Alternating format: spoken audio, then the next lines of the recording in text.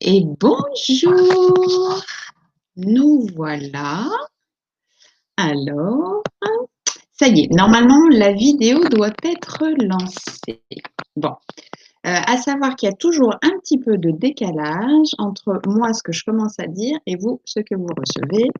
Donc, je vais prendre mon temps au début, histoire que tout le monde ait le temps de se connecter, que tout le monde soit alerté, d'où l'intérêt d'avoir activé vos notifications.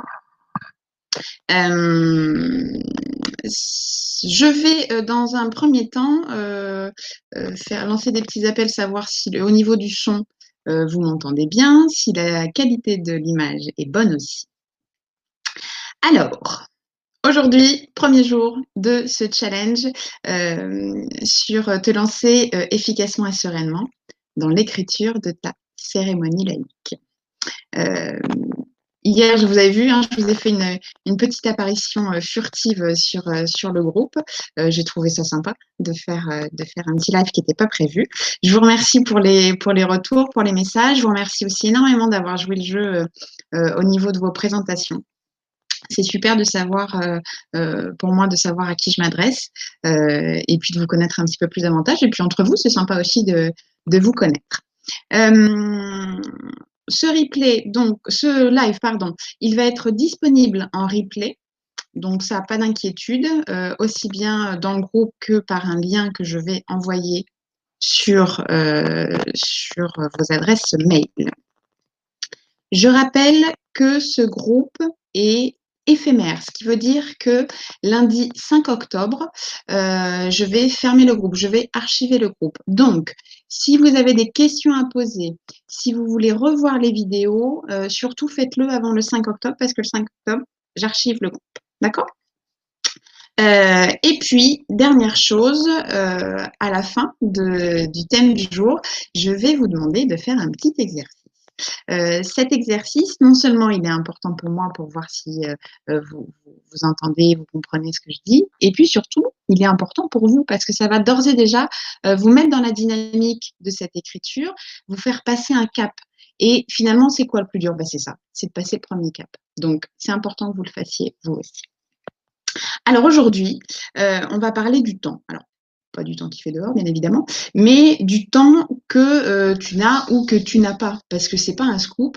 Organiser son mariage, ça demande du temps, ça demande beaucoup de temps et ça demande de l'énergie. Alors, on parle de temps, je vais déjà prendre le temps de me présenter, moi, Alexa. En 2011, j'ai décidé de monter mon entreprise d'organisation d'événements, de wedding planner, et j'ai vite été confrontée à une demande particulière de couples qui avaient besoin d'une personne pour créer leur cérémonie laïque, pour les aider à créer leur cérémonie laïque. Et là, j'ai été forcée de faire un constat, c'était que c'était très compliqué de trouver des sites, de trouver des personnes référentes, de trouver de la matière, de trouver du contenu pour justement les aider à avancer dans cette création de cérémonie laïque. Alors, puisque rien n'est impossible, je me suis dit, je vais quand même me pencher sur le sujet, voir si moi, je peux les aider à faire ça. Ça a été une galère, ça a été super compliqué de trouver de la matière, de trouver des personnes référentes et en mesure de pouvoir me donner des informations. Ça a été super compliqué de trouver des choses cohérentes, de trouver alors je trouvais des fois des choses, mais ça tenait pas la route. Enfin bref, c'était compliqué. Et j'ai réussi. Après pas mal de temps, je dois l'avouer, pas mal de temps où je me suis arraché les cheveux en disant: «Je veux pas le faire». Si. Ça a aussi été compliqué parce que je savais pas exactement ce que c'était que ce concept de la cérémonie laïque parce que j'avais moi-même jamais assisté à une cérémonie laïque. Bon, au final, j'ai réussi, encore une fois, après pas mal de temps à m'arracher les cheveux. Et ça m'a beaucoup plu. Ça m'a beaucoup plu d'être en mesure de pouvoir aider les gens à créer leur cérémonie laïque, de pouvoir aider ces couples à écrire leur histoire, à se raconter. C'est chouette d'être, c'est plus que chouette, c'est une place privilégiée d'être au cœur de tout ça, de se dire, je vais vous aider à vous raconter ou pour le coup de se dire: «Tiens, on va prendre le temps de se remémorer notre histoire, de se remémorer, nos valeurs, pourquoi on est là» et tout ça, de prendre le temps de l'écrire. Et la finalité du jour J, de se dire, on va prendre le temps, on va se poser pendant une journée, la journée du mariage, on va s'octroyer un moment et on va partager ce moment, on va partager notre histoire, on va se raconter devant nos invités. Et ça, en fait, ça m'a tellement plu que j'ai décidé de me consacrer uniquement aux cérémonies laïques. J'ai laissé la partie organisation de mariage et depuis 2018, je fais que de la cérémonie laïque. Autant vous dire, je regrette absolument pas. Euh, franchement, euh, je, je, je m'éclate dans ce métier-là. C'est une place privilégiée d'être au cœur des émotions et finalement, qu'est-ce qui nous fait avancer? Et moi, en tout cas, je sais que ce qui me fait avancer, c'est ça. C'est mes propres émotions et c'est les émotions des autres euh, et notamment des couples que j'accompagne, de se dire qu'ils ont été en mesure de se poser, de vivre le moment de la préparation, qui est un moment intense, parce que bah, voilà, on se met à nu une fois de plus. On retourne chercher dans notre mémoire ce qui nous a amené à être là, les pourquoi, les comment, les différentes étapes de l'histoire. Et ça, c'est un cadeau merveilleux de se faire ça au sein du couple, de se prendre du temps pour ça, parce que on se dit que oui, tiens, oui, ça c'est sympa, mais de se faire un cadeau comme ça, de se dire on va se raconter pour ce jour-là, il faut vraiment le prendre comme un premier cadeau de mariage, on va dire. Donc moi, cette place et ce moment, je l'échangerais pour rien au monde. Combien de fois j'ai été émue, je me suis faite entre guillemets avoir lors de cérémonies laïques où des gens que je connaissais pas quelques mois plus tôt, j'étais soit au bord des larmes, soit en larmes, à les écouter, à les voir, passer un moment merveilleux, à voir leurs invités aussi, être pris dans ce tourbillon un peu d'émotions. C'est des moments magiques. Donc j'espère vraiment que vous allez pouvoir vivre ça. Parce que se dire qu'on s'aime et dire aux gens qu'on les aime, finalement, on ne prend pas tant ça, le temps et l'opportunité de le faire.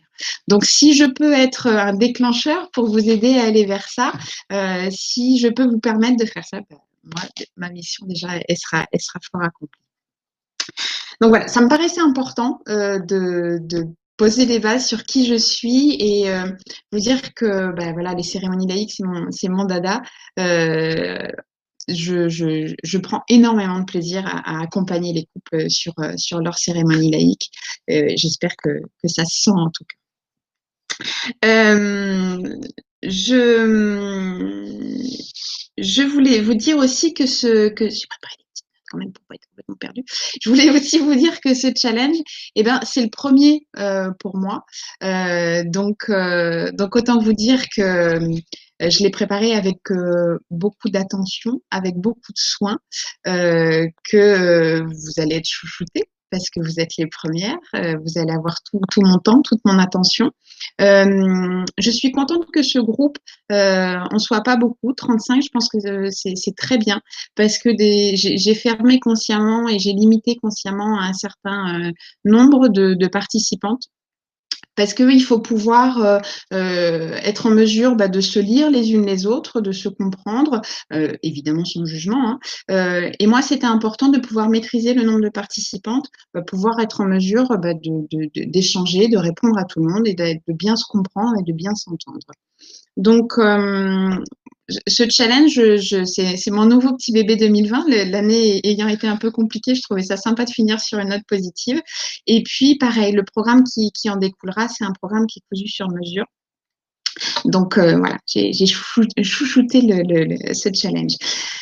Pour que les choses soient bien claires et qu'on ne fasse pas de mauvaise route, ni vous ni moi, et qu'il n'y ait pas d'ambiguïté, j'aimerais te dire que tu n'es pas au bon endroit si tu t'attends à ce que j'écrive moi-même ta cérémonie. C'est pas le but de ce challenge. Je ne vais pas moi écrire ta cérémonie. Euh, Si tu ne veux pas un moment fort en émotion, effectivement, on va pas être sur la même longueur d'onde.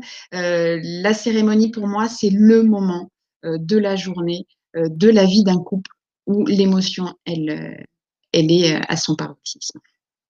Si tu es plutôt du genre total impro, effectivement, moi, c'est pas forcément la façon dont j'aborde une préparation de cérémonie. Moi, je considère vraiment qu'une cérémonie laïque, elle doit être travaillée, elle doit être calée.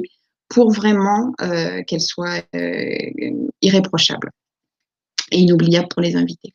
Et si tu n'as pas d'exigence particulière sur le résultat final, en effet, je ne vais pas trop aller vers ça. Moi, je suis plutôt quelqu'un d'exigeant, donc tu risques d'être un petit peu bousculé. Je préfère pas me dire. En revanche, tu es au bon endroit.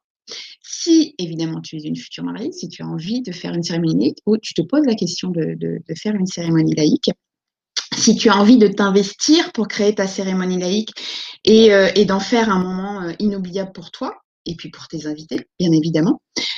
Si tu veux être fier du travail que tu vas avoir accompli pour ce beau moment, et puis si tu admets qu'à la fin de ce challenge, je puisse te proposer une manière plus personnalisée de t'accompagner. Ça, on en parlera au fur et à mesure et surtout, on en parlera vendredi. En tout cas, que tu souhaites valider ou pas l'offre plus personnalisée qui viendra en fin de semaine, sache que le challenge, je vais livrer toute mon énergie, toute ma bienveillance et toutes mes connaissances pour toi parce que ce qui m'importe vraiment, c'est que tu puisses t'accomplir dans cet objectif et réussir cet objectif de créer ta cérémonie laïque toute seule, comme une grande. Pour rentrer dans le vif du sujet aujourd'hui, avant de partir sur différents thèmes, je pense que c'est pas mal de poser les bases, c'est-à-dire de savoir à qui s'adresse la cérémonie laïque. Alors, si vous avez commencé un petit peu à potasser le sujet, vous avez déjà dû voir certaines choses. Moi, ce qui me paraît important, c'est que la cérémonie laïque, finalement, elle s'adresse à tout le monde. Il n'y a pas de, il y a pas de catégorie de personnes, il n'y a pas de classe sociale. Tout le monde est un bon candidat pour une cérémonie laïque, puisqu'elle s'adresse aussi bien à des couples de la même religion, mais qui n'ont pas forcément envie de passer devant une autorité religieuse, à des couples qui ont une religion différente, et pour le coup, c'est compliqué de choisir entre une religion plutôt qu'une autre, à des couples du même sexe, à des couples de sexe opposé, à des couples qui, l'un des deux ou les deux, ont déjà été mariés par une autorité religieuse, et là, pour le coup, c'est impossible d'y retourner. Il n'y a pas de catégorie bon ou mauvais candidat à une cérémonie laïque. Tout le monde peut le faire. La cérémonie laïque, c'est vrai qu'on a tendance à en voir de plus en plus parce que ce qui prime et ce qui plaît beaucoup dans la cérémonie laïque, c'est que c'est l'émotion qui est au cœur de ce moment-là, ce que je disais tout à l'heure. Et ça, l'émotion, on ne peut pas s'en préserver, et heureusement d'ailleurs. C'est vraiment quelque chose qui va être fédérateur. Ça va aussi bien vous plaire à vous que plaire à vos invités. Cette émotion, en fait, elle va vous permettre de partager entre vous, entre votre couple, mais aussi au niveau de vos invités. Donc ça plaît énormément. Ce qui plaît aussi, c'est le fait de pouvoir personnaliser la cérémonie laïque. La cérémonie laïque, vous allez pouvoir parler de vous, vous allez pouvoir parler de votre vie, de votre histoire, de vos enfants, de qui vous voulez, mais ça parle de vous. Et ça, beaucoup de couples aiment ça, aiment se sentir concernés dans l'histoire qui est racontée et de raconter leur histoire. Ce qui plaît aussi, c'est pour certains couples se dire, bah oui, mais moi j'aime bien, par exemple, à l'église, il y a une arrivée, il y a un cortège, il y a l'échange des alliances, il y a les vœux, et ça, pas de souci, vous pouvez le mettre dans la cérémonie laïque. Ce qui veut dire que non seulement vous pouvez avoir quelque chose de personnalisé, quelque chose d'exceptionnel, quelque chose d'atypique, d'original, mais aussi d'inclure des rituels traditionnels, des choses où vous vous dites, depuis toute petite, moi je rêvais de rentrer avec mon papa ou ce genre de choses. Faites-le, faites-vous plaisir. Ça, c'est vraiment le mot d'ordre de la cérémonie, c'est que vous faites ce que vous voulez. OK? Idem pour le choix de l'officiant. Vous allez choisir la personne ou les personnes qui vont présenter votre cérémonie. Là, faites-vous plaisir. En revanche, il y a des petites choses où il faut savoir les bons critères pour un bon ou une bonne officiante. Ça va être, si vous me permettez d'aller dans cette direction-là, pour que ce soit un ou une officiante qui déchire, ça va être de prendre quelqu'un qui va être à l'aise avec la prise de parole en public. Parce que parler, effectivement, j'entends beaucoup des couples qui disent, bah oui, mais de toute façon, il est habitué, il prend souvent la parole dans son entreprise. C'est pas tout à fait la même chose de devoir présenter un bilan comptable à une assemblée générale ou de présenter un produit que de parler du mariage de sa petite sœur, de présenter son neveu. il y a une dimension émotionnelle qu'il faut vraiment savoir gérer. Donc ça, c'est important que cette personne soit bien consciente de ce que vous lui demandez, du cadeau que vous lui faites, parce que c'est un vrai cadeau, que vous faites à cette personne et que la personne va vous faire en acceptant. Mais il faut que cette personne, elle soit bien consciente de ça, que cette gestion de ce stress de cette journée et de l'émotion qui va, qui va sortir de tout ça, il faut qu'elle puisse l'amadouer. Je ne cherche pas à faire peur, je cherche à ce que vous en ayez conscience et que la personne qui aura ce rôle-là en soit consciente aussi.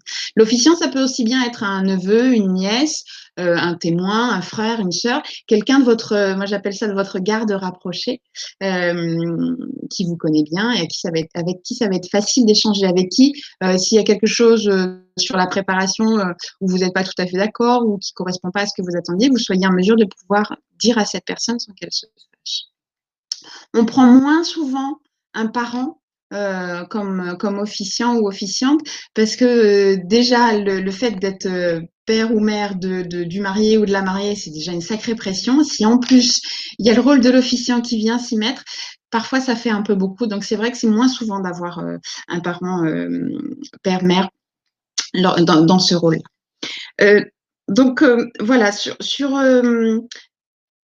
sur les bases de qui peut avoir une cérémonie laïque et qui peut être officiant, vous voyez, c'est très large. Ce qui va vraiment donner l'accent et qui va donner la tonalité, ça va être ce que vous allez en faire, qui va avoir ce rôle et ce que vous allez voir mettre dans cette cérémonie. Donc c'est pourquoi aujourd'hui, l'exercice, parce que vous savez, hein, il y a un petit exercice à chaque fois, parce que mine de rien, on est dans un challenge. Donc le challenge, non seulement c'est moi de le relever, mais à vous aussi, surtout, de le relever. L'exercice que je demande tout au long de la semaine, ça va être pour vous mettre dans la dynamique de cette création de cérémonie laïque. Pour vous dire, allez, je commence à m'y mettre. Donc, c'est important de les faire au fur et à mesure. Ça va être important de vous poser les questions et de commencer à réfléchir aux réponses, de les partager aussi, ces réponses, parce qu'encore une fois, ce groupe, il est fait pour ça, il est fait pour être que vos ressentis, que vos questions soient partagées, et moi, de pouvoir intervenir, de pouvoir vous guider si vous avez besoin d'être guidé. Je n'écrirai pas à votre place, encore une fois, mais je vais pouvoir vous ouvrir une piste, de pouvoir vous aiguiller sur quelque chose. D'accord? Donc, l'exercice du jour, je reprends mes notes, ça va être les raisons, de m'expliquer, de me donner les raisons qui t'ont fait choisir d'avoir une cérémonie laïque. Pourquoi est-ce que tu décides d'avoir une cérémonie laïque? Savoir si tu as des attentes particulières au moment de cette cérémonie laïque. Savoir si tu veux passer un ou des messages particuliers lors de cette cérémonie laïque. D'accord? Et je voudrais savoir si tu as déjà choisi ton officiant ou ton officiante. Si oui, pourquoi? Ou alors, qui comptes-tu choisir comme officiant, comme officiante? OK? Je te laisse cogiter à tout ça. Tu n'hésites pas, tu partages dans le groupe. Il n'y a pas de bonne ou de mauvaise réponse. C'est très tranquille là-dessus. Toutes les réponses seront bonnes, puisque de toute façon, ta réponse, ce sera la tienne, c'est toi qui parles. Donc, tu auras forcément raison. Donc, il n'y a pas de bonne ou de mauvaise réponse, encore une fois. Je compte sur toi, et puis on se revoit demain, même heure, même endroit. Et puis d'ici là, travaille bien, cogite bien, et puis on se tient au courant. À très vite.